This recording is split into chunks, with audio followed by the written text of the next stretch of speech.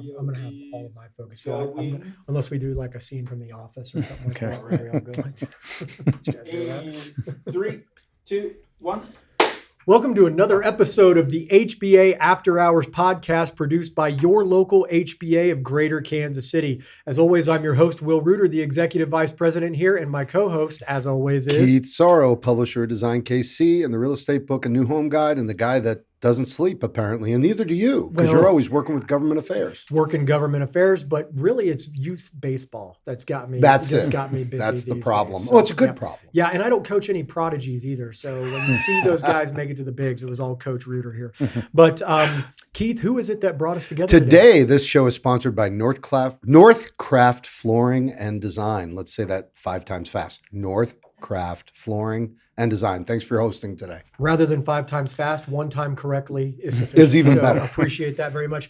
Got a great episode today. 2 people we think very highly of in a community that we think very highly of in Olathe, Kansas. And I'm going to throw it over to them for a quick intro. Welcome to the show, guys. Thanks, Will. Appreciate it. Keith, good to see you. Yeah. This is Ryan Arter. I'm the Chief Building Official for the City of Olathe. Framed my first house in high school in 1989. And fast forward to 2018, took a job with the city and just been loving it ever since. Awesome. Yeah, Chet, Belcher, the City of Olathe. I'm Chief Community Development Officer. So I support our planning, engineering as it relates to development, and then Ryan's group team and the building code. So yeah, I'm an engineer by education, worked in the private sector for quite a while, working for developers in the private sector. So we have a pretty good idea of what the risks are involved, and we're here to help get housing and move things forward. Well, one of the reasons we brought you guys in is because, Olathe is a community that is consistently at the top of our permitting report, just in terms of volume. But it's also a place that's got so much potential and so much more opportunity. Second largest school district in the state of Kansas. I mean, you just go down the list and Olathe's got a lot of great stuff going on. And, we have our conversations with our builders, developers, our subcontractors, everybody engaged in the industry. And Olathe is consistently referenced as a great place to do business, a great place to live. We got a lot of members that are Olathe residents. Lots and lots, and generationally so. And so we just thought there was a great opportunity to visit with you guys about, what success in a community looks like when it comes to housing, and what that success looks like for the industry that's trying to help a community achieve its goals. So, before we kind of get started, I'm always curious, what were life's paths that got you into the positions that you're in? Is being the chief building official for the City of Olathe, Kansas? What was that on your bingo card as an 8-year-old? Yeah, no, I appreciate that because I didn't like that guy when I was in the construction industry, right? Is that why you took his job? Right. Yeah, actually, that has really those 2 sides of my career have really led to a good place for us. I have that understanding of both sides, and that right there is one of the aspects that both Chet and I bring. I'll let him talk on his background a little bit, but we've both been in the private sector. We've both been on that other side. So understanding that other side has brought a lot of value to the positions that we're in now. And no, when I was in business for myself for many, many years, and I was kind of done, my knees were giving out, my elbows were hurting, I came to the city with that knowledge that, hey, maybe there's something we can bring to the table and assist some of these builders. And that's been my mentality from day one. You said there's got to be a better way. Got to be a better way. Yeah. Right. And there is. What was one experience that hit you during that time that you said, oh my gosh, there's got to be a better way? I'll just talk about a personal one where I tried to get a permit for my own house and I was denied. And I'm not going to tell you where I live. It is not in Olathe. But I struggled to get that permit, and the plan review process really got to me because I was pretty darn sure I knew what I was doing. Mm-hmm. I was doing it all over the place everywhere else, and it just didn't work for me on something what I thought was a minor construction project. And it's still not done because I'm just not going, we took another avenue. So that alone was a lesson for me to kind of carry forward. Light bulb moment. It was close. Yes, it was a light bulb moment. Sounds like Olathe is lucky for that light bulb moment. Well, I hope that's the way we're taking it for sure. There you go. That's Chet, right. What about you? Yeah, so honestly, education was an engineer. Whenever I came out of high school, I thought they drove trains, so I didn't even know what an engineer The was. 5-year-old version But of yeah, engineering. I've I thought you were in a always train. yeah, but no, I've always enjoyed the outdoors and construction and those kind of things. So I started out in the engineering field and civil engineer, and as I matured in my career, I found out as a civil engineer, really your job is the civil piece, right? It's to give back to the community. Oh, there So you I go. worked with the development community, very satisfying, got to see projects come to fruition. But the next step for me was to actually be involved at the city level and work intimately with residents. And also, like Ryan said, we've kind of run into experienced some of the issues. I know the extreme costs that, these developers are willing to carry and the risk they take to work in our city and invest in our city. So that's what led me here, just the genuine interest in housing and construction. Awesome. Well, that's not a background that both of you share. That is commonplace. So I think that the combination is certainly bearing fruit. And if you just again look at the HBA permit data that's on the website, kchba.org, you're gonna see Olathe consistently outperforming a lot of its peer cities around the metro, and I think a lot of it is due to the ease of doing business. Not that anything in home building is easy Mhm. anymore, but it is when you're speaking relatively. Absolutely. With some. So we're not gonna badmouth anybody. We're gonna lift up. Good. Yeah. On Matter the of fact, stuff I that's think going I'm on. going, if I'm not mistaken, isn't Heritage Ranch in Olathe? It is. is. I'm Correct. being there Thursday for the grand opening. Awesome. Yeah, The great. Lambie Gear and or Yep. Lambie and Ricky Yep. Yep. development. That's right. It's going to be great. Well, guys, what do you see are the biggest opportunities for stronger partnerships between cities and the building community? We've had a long-standing tradition between members of the HBA Mhm. and city staff, not just you two, but other elements of your peers within City Hall, having those quarterly conversations and then scheduling other conversations for when the city is got a task force together to explore Mhm. diversified housing product and those types of things. So we've got that dialogue going. What are some of those opportunities that you guys have identified as a pathway for success? It's a great question. And there's a lot there. I mean, because there are plenty of avenues to take, and a lot of them are just a little more work, but it really pays off with a customer service result. And that's what Chet and I talk about it all the time. Customer service is really the name of the game. I mean, these folks are paying for permits. Therefore, by virtue of paying us for a permit, they're our customer. So we take that mentality and we I listen. bet that's not the mentality that every I city takes. bet you it's there. Yeah. Yeah. Somewhere. But yeah, Yeah. some places it's probably different than others, right? So um, setting expectations ahead of time with a builder, that's a big one. And we're an open book. If you want to come meet with us, we have contractor forums. In fact, we just had one on Friday with the swimming pool contractors, and they brought up, and it was at City Hall. Put it out to all the swimming pool contractors in the city that have permitted with us, and they brought up a couple of great issues that we were causing, and I didn't even know about it. They're already fixed, implemented, and we're moving forward now. And it's that open dialogue that allows them. They were signing something that they said we're kind of lying when we signed this because we can't do what you're asking us to do. So it made a whole lot of sense. And listening to them, all of a sudden, their shoulders relaxed. Everybody was in a much better place, and this place of collaboration and working together. So that outreach, having forums, being available, our phones.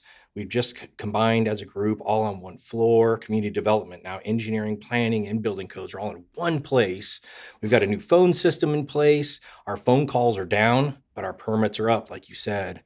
If you look year to date, we have more permits year to date than any other year in history. So we're doing something that is working. And for me right now, it's this customer service aspect and working with the builder. So that permitting side, that day-to-day operation, that's where I focus. And obviously Chet's a bigger picture, got more of a global perspective, and he manages several groups. So together, it's a wonderful relationship that we have that works together on a daily basis. What's the 1-2 punch, really? Because you said your sweet spot right now. You feel the customer service aspect, Yeah. are bringing these developers and these builders back to you, Yeah. right? So your role is taking care of them Yes, on a day-to-day basis? my role is processing that permit. What can I do to make the permit easier? Okay. Right? We're a regulatory city jurisdiction. We've got to follow the municipal code and the building code. Mhm. We're a safety-driven organization. But those are the things that we do. How can we do it better? We can do it with open arms. We can help homeowners. We can help builders. We've implemented tons of new programs, and maybe we'll get to that later, where it assists the builder to get through that system faster. Mhm. Faster means quicker time to market. Quicker time to market means money savings, and that's where we're all headed. I want more permits. My team Right. may not say, yeah, Ryan, let's bring in more permits, but you know what? That's what we want. They're doing more permits. We are doing more permits now, more efficiently and better than we ever have before because of process improvement. That's excellent. Yeah. So Chet, where do you jump in? So I support the planning, building codes, and engineering. So from the planning perspective, and you ask anybody in our office, they'll probably get tired of hearing me say this, but our basis for customer service is time to market. We have housing forums that we held. All the folks at the city, from the city manager on down to front level supervisors, sat around the table and started talking about housing, and we said, we don't have the right people here. So Will attended a housing forum we had. So one of the things that came from that was the 5 L's that I talk about all the time, and time to market. So that's the basis of our customer service. The other thing we have is we really impress upon people to take safe decisions with their gray crayon. Everybody gets a gray crayon whenever they start City of Olathe, and make these decisions and interpret the intent of the code rather than the letter of the law. So as far as time to market, another piece we have is the planning piece. So any public hearing, like a rezoning case in the planning department, we've got it whittled down to 54 days. So that's the fastest you can do in the state of Kansas with all your public notifications and things like that. So that's really a focus for ours, because I saw the paperwork on the backside of the amount of carry costs on this infrastructure, and missing a month costs you getting asphalt that month. Maybe you miss the parade of homes. So that's really our focus. So we keep that front of mind for all groups. That's incredible. It's like the glass is half full in Olathe, not half empty. Well, that's right. And, Ryan and Chet both alluded to it. They both brought up that customer service aspect. I think absolutely correct in the sense that everyone's got that rhetorical support for customer service. Everyone's got to do the same job. The code has to be followed. There's no like, hey, can you just ignore that piece? No, that's the law. That's just the way that this is. But your approach to it, how you're going to problem solve to achieve that compliance, that's where the differentiation and kind of the make or break. And I don't think there's a phrase said between these two. Well, that's because that's how we've always done it. Right. I can't see them saying that. Yeah, it's one of the phrases we had to leave that behind. Right. How we That's always great. did it is gone. Right. I'll add, just this month, one of our goals was to set up a new survey system for plan review, permitting, and inspections. And it's in place now. One of the questions that I wanted on there was, did I feel cared for? And so far, out of our first 26 reviews that we've gotten, our survey or feedback, every one of them said yes.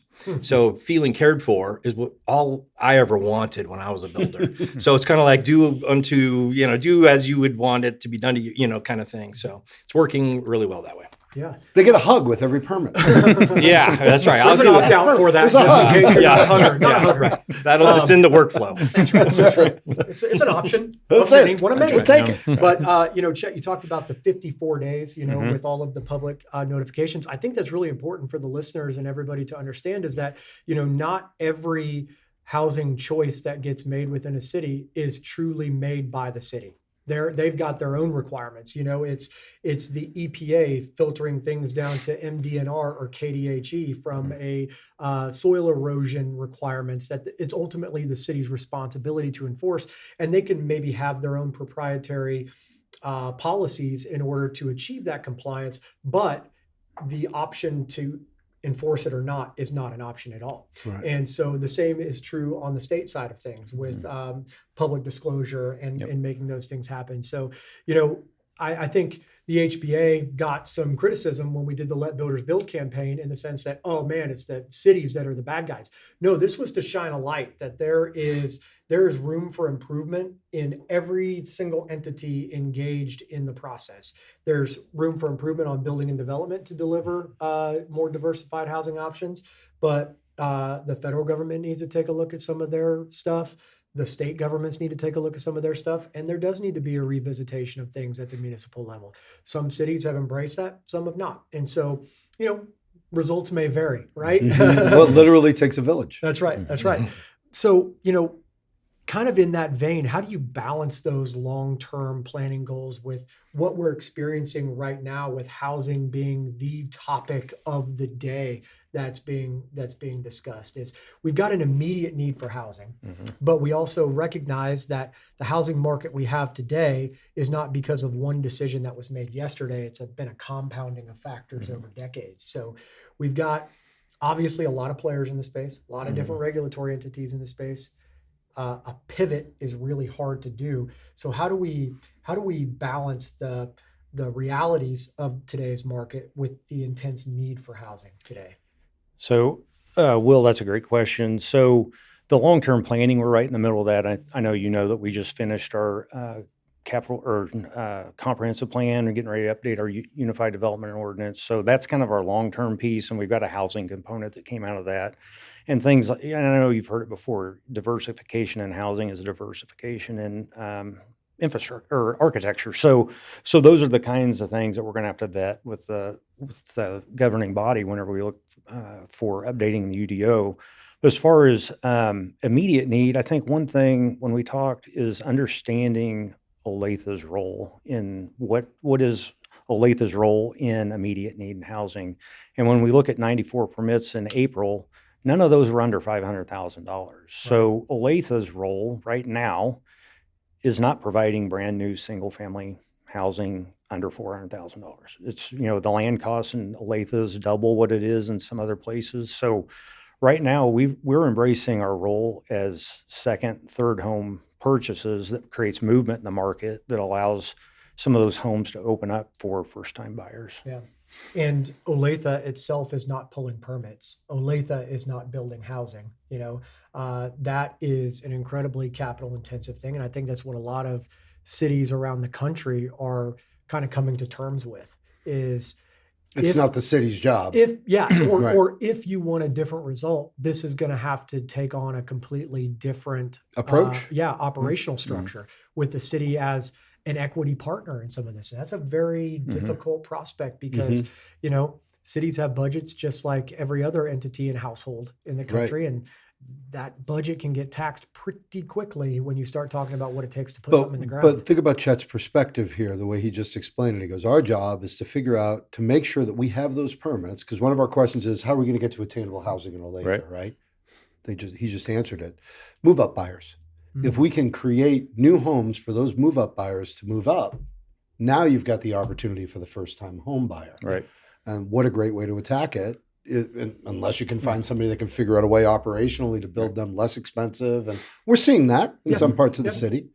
Yeah, and I would add to that Olathe's role is also, we found kind of a sweet spot in infill. We've got a lot of opportunities for infill. Yep.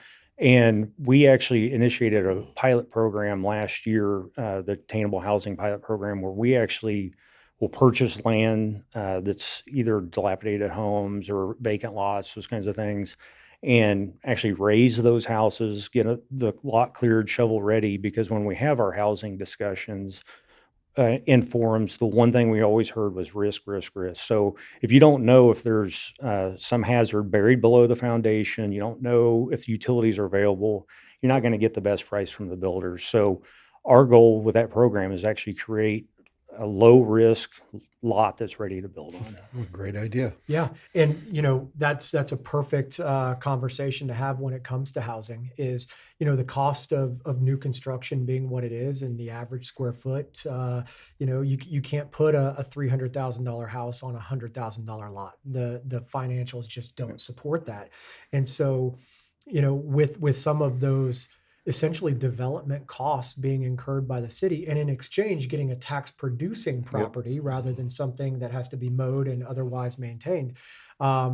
It adds to the beautification of an area, and it puts tax producing property back on the roll. So Everybody wins. yeah, and unfortunately, we haven't figured out a way to build something that lasts forever. I mean, unless you're building the pyramids again, Probably. which, when the aliens come back, they'll rebuild them. Oh, this is a conspiracy podcast now, by the way. That's right. So we're going. That's it. Curveball. But this stuff is made out of organic matter. It's engineered in a way that is only going to last for so long. And you do have life cycles of things, and you can only take care of something for so long before it's reached the end of its useful life. And so you've got to not only be able to develop the new, you've got to redevelop what was once new.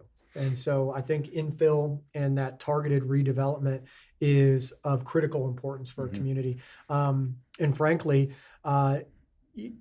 communities can only afford to go out so much. The cost of utilities and the cost of that infrastructure, not only just the curbs and gutters and the sidewalks and all of those things, but the stormwater requirements, or getting the gas and electric. I mean, you can go down the list, and it's just enormously expensive to do all new. So if you've got some, if you've already got a lot that's on a road and it's already being maintained, let's get somebody living in there and get them paying property Why not? taxes Right. and patronizing the grocery stores. Absolutely. Yeah.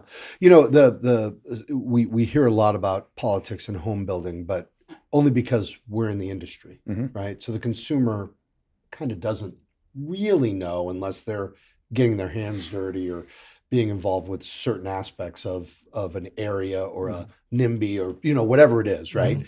What are some of those political things that maybe aren't clear to that consumer that could be a roadblock in maybe even in Olathe? Yeah, so I might tackle that. First of all, ask me the political question. I might try not to get in trouble here. But anyway, so I think a story anecdote that I can go back to is in the late 80s and 90s, the city of Olathe was a bedroom community, right?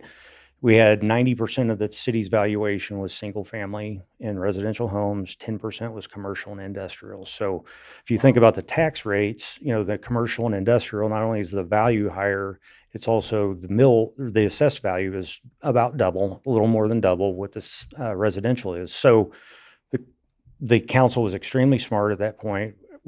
Our mill levy was in the mid 40s. So made a concerted effort to push towards getting to 70-30. So 70% valuation residential, 30% commercial. We now have the second lowest mill levy in Kansas, and we're a full service city. So when you do those comparisons, you have to make sure and account for, we don't have a library mill, we don't have fire, so all those things, when you really look at them, we're second lowest in the state because of those decisions. So, and that's a political decision. So we've got to look at long-term planning versus immediate needs, like you just said, is it going to be attainable after you get in the home, right? So, or your tax is affordable. We've got a property tax rebate program too for income qualified people. What a balancing act. Yeah, it's tough. Yeah, our council's done a fantastic job. Yeah, and that's so important because anybody can set a housing goal, right? We want X number of units, just put a number on paper and pump it out there with zero plan or strategy to get there. I think that's where, some cities get into big trouble, is they say, no, we're going to be able to do all of this stuff. Well, yeah, you were able to print the report. That was great. But what's our pathway to get there? And so, well, how many spinoffs do each one of those decisions carry? And the variability changes so much. It seems like things change faster than they ever did. I don't know if that's just my advancing age or what, and my old fuddy-duddy emerging worldview. But the variability on things, the things that one is impossible to account for, and two, the city has no control over, the industry has no control over. But we're still responsible for responding to it in some way. Right. On the political side of things, it's not necessarily just the electoral politics, it's the interpersonal politics when it comes to housing, because everybody sleeps somewhere at night. And so everyone's got an opinion about where somebody else should sleep at night and whether or not they should be exposed. My wife's got lots of opinions on where I should sleep at night. Yeah. Well, I hear you got the most comfortable couch in the metro. It's great. It's an ADU. Well, it's a doghouse, but right. it's in the backyard. Hey, it is. Climate control. Those conversations when it comes to whether you want to call it affordable housing or workforce housing, it's that missing middle housing, I think, is kind of the term that a lot of people have settled on. It's one of the most difficult housing products to bring to market today. Is that something that, the residents of Olathe or the people that you're engaged with, your peer cities, is that something that everyone is wrestling with about how you can get that additional housing product inside your city limits? Yeah, absolutely. We've got we talk about missing middle. In fact, we're talking to the city council tonight. I've got a slide about missing middle. And one place that we're finding is two things. The education is who needs attainable housing? My daughter is a teacher in the school district she works in. She could be there for 40 years and still qualify for our low income housing. So you're battling that, just the perception of who needs attainable housing and then the product. So again, you got to embrace what comes to you. We can't, we were talking about today about cluster housing. It just didn't take off, right? I mean, it's a interesting idea, but it didn't take off. So what's come to Olathe that we've seen is multifamily, of course, apartments, but the new product is a single family for rent. We've got several of those in the queue right now. Two are actually going up. One has some vertical mixed use, which is exciting for us as well. So to your point, that we just have to embrace what comes our way and make sure it's something that can, we find a path forward for that. So, and it sounds like developers and builders are very interested in working with you just based on looking at the development and what's happening in Olathe. So does it go back to that hug when you get the permit? Or? It really does. Yeah. We get it after they get the permit, by the way, too. Yeah. So there's no pre-permit. there's no pre-hugging. Yeah. There's no No pre-hugging. knuckles or high five or something. And we take, as a building official, I'm that conduit from the development community, the building community to council. So that political connection that I've got is taking that information and then relaying it. I'm a voice that can, carry some momentum. And it's about, we're one of the lowest permitting fees out there. I know that we purposely keep those things low. This is all about that attainable housing component, and every little bit helps. And I think that's our stance on it for sure. Just in our department alone, we're like, hey, how can we solve one problem today? Well, then that just translates to 365 problems a year. And then we do that every day. And all of a sudden, things are just a little more efficient. And again, I said efficiency several times now. It just leads back to a better experience and an easier process on the government side from my perspective. Yeah. And, Ryan, City of Olathe has kind of led the way in even going so far as to participate in the Johnson County contractor licensing, to do a class for contractors about how to get a permit in Olathe. Yeah. And leading them to water. Exactly right. Well, and that went over really well. We had a full, it's like, just come in and we'll just tell you how to pull a permit. Ask every question you want. Can you talk to the post office for me? So sure. How to get my different degrees of discounts for my 2-pound magazine? Right. No. Yeah. That's another story for another day. It is. But yeah, those things go a long way. That's that outreach component. And, we're putting ourselves out there a little bit. It's really, there's a little bit of risk involved, and I'm not worried about being that type of a department. So I have pretty high confidence.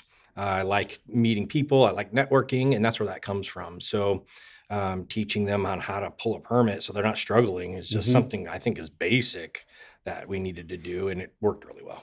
Yeah, a lot of good feedback from that. How could you lose with that? You're going to teach people how to get where they need to go for their business. They can't do it without your land. That seems elementary. What a great idea. sometimes the simplest ideas are the best, aren't they? Yep. Yeah, what was that line of Ron White on the Blue Collar Comedy Tour? Is like ignorance of the law is no excuse, and that's quoting a New York City judge. That's what he said. So most people don't want to be ignorant of the law. They're just like, I just want to know that what the rules are and how to comply with them. He said that with a drink in his hand. though. He did, and a cigar. Neither of which are in my hands, just for the record. It's on video, so we've got proof of that, honey. But I think that's one of the common misperceptions about the home building industry as well, is that this is just a bunch of guys and gals that want to do what they want to do. They want to get in, get out, whatever makes them the quickest buck. And they're willing to break whatever rule they need to do as long as the city doesn't catch them. And I can tell you that is fundamentally false, is that, there is a concerted point of pride in making certain that this is done the right way. This is such an economy and such a market that if you build something that falls down or does not perform, your reputation is shot, and then you're done as far as being able to operate in a market like this. So your reputation is everything. So we rely on partners with the city that hold people to account, to elevate that standard, because that's how you keep the bad actors out, right? And not everybody that is doing residential construction work probably should be doing it. Our members should be, because they want that credibility of being associated with the HBA. Right. But the people that are unlicensed or not pulling permits, they're the reason that rules exist. That's right. Right. Yep. And our building community is amazing. I mean, they're very, very active. They're very collaborative with us. We have such great relationships, and it is those bad actors that we have to enforce on that are, and at that point, that's just an easy move. It's the enforcement side of things that we do as well. The people that don't pull permits, yeah, that's a whole different group that we also have to manage and maneuver. Less enjoyable than the ones that want to play by the rules and sell a good product, sell a quality product. We appreciate those folks. Everybody needs to work. Everybody needs to make a living, and some people just go through the motions. It's really refreshing to see the excitement that you guys both have around making sure that people are successful, and you can spot it a mile away. Great. So thank you. It's awesome, Keith. Thanks. Yeah. And I want to jump back to one thing that Chet pointed to a little bit earlier, and that was a comprehensive plan. And I know that when members of the public hear comprehensive plan, eyes roll in the back of their head, they gloss over. But that really is one of the most important documents for our industry that a community produces every 10, 20, 30 years, however long they do it. And so, having an opportunity to participate in that as an industry and as an organization, I don't even think the rank and file of our membership truly appreciates the level one of work, but also the impact that document has for years, Right. As cities try to be thoughtful in how they grow or how they mature. Maybe for communities that are the common perception of growth just being out, there's some communities that just have no more out to go. They've reached their boundaries. They've run into another city. They're landlocked, whatever. But they still have a comprehensive plan because you got to be able to think forward. Talk to us a little bit about that process, how you felt, kind of the level of engagement was and the level of importance of it was. I know that every time I talk to a city official, they're just like, well, just got done with my last comprehensive plan because we're not going to do another one. And when they say we're going to do another one, that's when I'm going to retire. I've got the scar tissue to prove it. But, I'm curious about that because I think it is such an underappreciated aspect of a city's policymaking. Yep. Absolutely. Our comprehensive plan was a 22-month project. To your point, the importance of the guiding document, there's two things the city does that really tell the story of what the priorities are. One is a comprehensive plan, second's the budget, right? So that's how you communicate the priorities. So as far as outreach and communication, we had 4,000 touch points of feedback, whether it's in person. We went to the places where people were at festivals, at the city. We had 14 different, I believe you actually participated in 2. I appreciate that. Different engagement sessions focused with our consultant. So, and we took all that feedback, incorporated it into the plan. But yeah, without the feedback, you're just throwing darts. I mean, so we really embraced that, and it took a little extra time, but we wanted to make sure we had all the right people at the plate. Yeah. Well, just as a testimonial for your process, sometimes when you go and engage in a public discourse, you think, is this doing any good? Is anybody listening?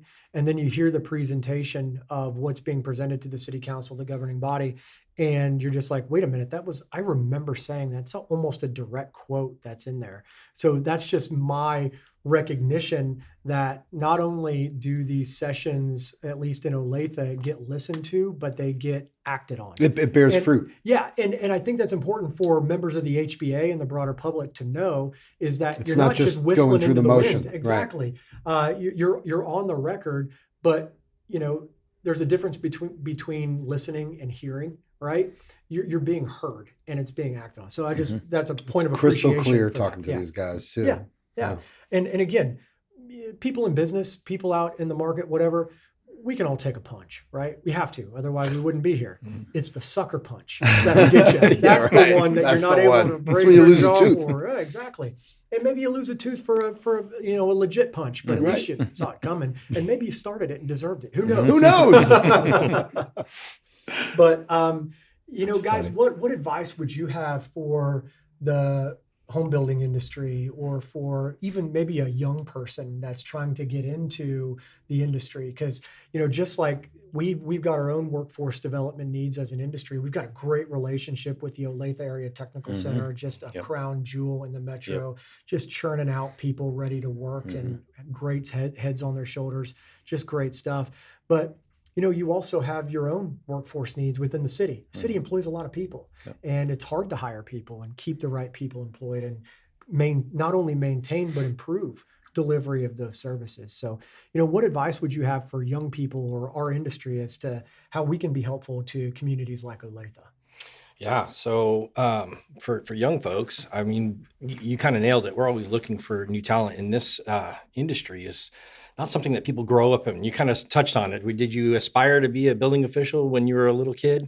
No, that was just something that kind of got here, or I got there. So Despite the Bob the Builder game. despite that's right. No, I was Didn't great. make it Yeah, happen. right. I was really good at Legos, so maybe that Yeah, was right. the connection there. Lincoln Law. Lincoln Logs. I remember those too.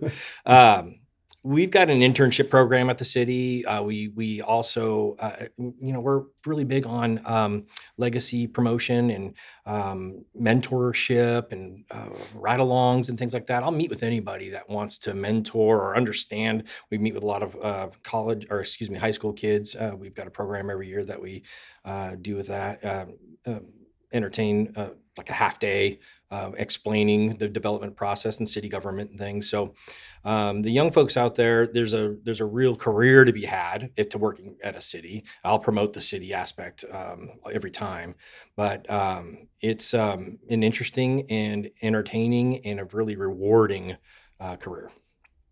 And I might add to that, kind of looking outside the industry, there's a lot of other players. One of the 5 L's is the lenders. So, engaging with guys like Terrell Jolly. I know, TJ very well.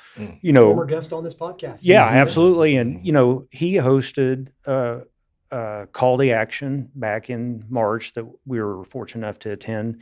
And there's just so many other players out there besides the city, besides the builders, that you really have to engage with. And until you start having these conversations, you don't know who's out there. So if there's ways to get involved in those kinds of organizations early, there might, your passion may not be Legos and Lincoln Logs, right? But it could be lending, it could be, wraparound services, any of those kinds of things that help the building industry. Awesome. Well, I actually pulled a Lego out of my boot this morning after I stood up on it. It makes sense. So it was actually worse than the Hot Wheel. That was I was there going to the day say before. what word came out of your mouth Used this as a- morning? as a Yes, storage that's right. device. But guys, I really appreciate the opportunity to visit, and funny. obviously we look forward to our routine conversations that we have scheduled, and I'll say I go to those all over the metro, and Olathe is consistently one of the most heavily attended of those municipal And conversations. Olathe Live is really, really cool. Yeah, it by the is way. cool. Isn't that isn't it? cool? That's Yeah, a Did you go to big the thing. Did you go to But the pianos? we were asked to play it, but our dates didn't work. Okay. So we're going to hopefully get on next year. Awesome. Yeah, with the Awesome. band. Yeah. But yeah, gross self-promotion. But no, Olathe is just incredible. Yeah. Thank you. It We wasn't that appreciate it. gross. I've heard some way grosser self-promotion. Come from me? I worked in Washington, D.C. Oh, that's Oh. right. Ah, that's right. That's right. I got you. Yes, way grosser. Yeah, I've been gone a dozen years and I still need to take a shower just thinking about it. But again, guys, appreciate Pleasure. your time. Appreciate the ongoing dialogue. And if you, the listener, have a future question or topic that you would like to hear from us about in a future episode, please go to kchba.org/podcast. Leave us a note. Leave us a nasty note. We'd be happy to get to your questions. And thanks again to our sponsor, Northcraft Flooring and Design. Yep. See, I See, it's botched it up. contagious. Exactly. Northcraft Flooring and Design. That's right. Love you guys. Perfect. We But appreciate thank you. you. So Ryan, Chet, Keith, great to be with you as always. And Thank you all. Thank you. Thank you. Appreciate it. Yeah. until See you next time. next time. Thanks. Thanks.